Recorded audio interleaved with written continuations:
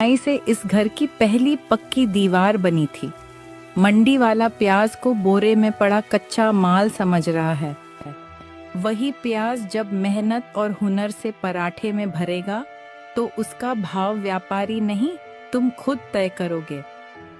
अजी, बारिश का मौसम है, हमारा प्याज पराठा खूब चाव से खरीदेंगे लोग। और अम्मा ने मुझे भी वह भरावन बनानी सिखाई थी। प्याज को सीधे आटे में नहीं भरना होता, पहले उसे सौंफ, धनिया, अजवाइन और हींग के साथ धीमी आंच पर भूनना पड़ता है, तभी पराठा करारा बनता है।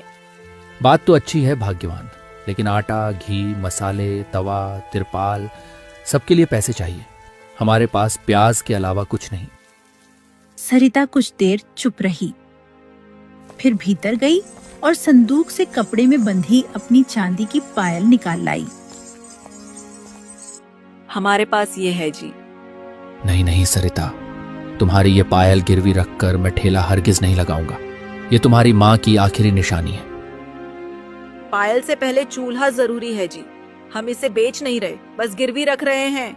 मेहनत रंग लाई तो ये पहली कमाई से वापस आ जाएगी। बहू सही कह रही है। त्याग वह नहीं जो किसी से छीना जाए, त्याग वह है जो परिवार को खड़ा करने के लिए अपनी इच्छा से दिया जाए। अच्छा ठीक है, लेकिन मेरी कमाई का पहला काम ये पायल वापस लाना होगा।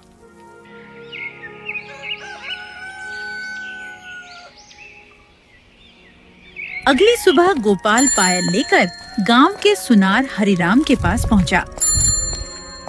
हरिराम उस पायल को अच्छे से निहार कर कहता है, चांदी असली है लेकिन डिजाइन पुराना है।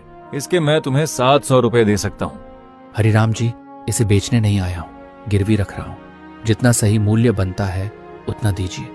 मेरी मजबूरी देखकर भाव मत गिराइए। दुकान में भाव भावना से नहीं लगता गोपाल।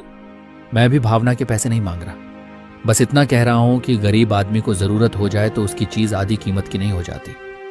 हरिराम ने पायल दोबारा तौली और 1200 रुपए दे दिए। गोपाल ने उन पैसों से आटा, साफ घी, मसाले, पुराना बड़ा तवा और मोटी तिरपाल खरीदी। घर आकर उसने पुरानी लकड़ियों और पहियों से छोटा ठेला तैयार किया। घर में सरिता और अम्मा भरावन बना रही थीं। बहू, प्याज तेज आग पर मत भूनना, बाहर जल जाएगी और अंदर पानी रह जाएगा।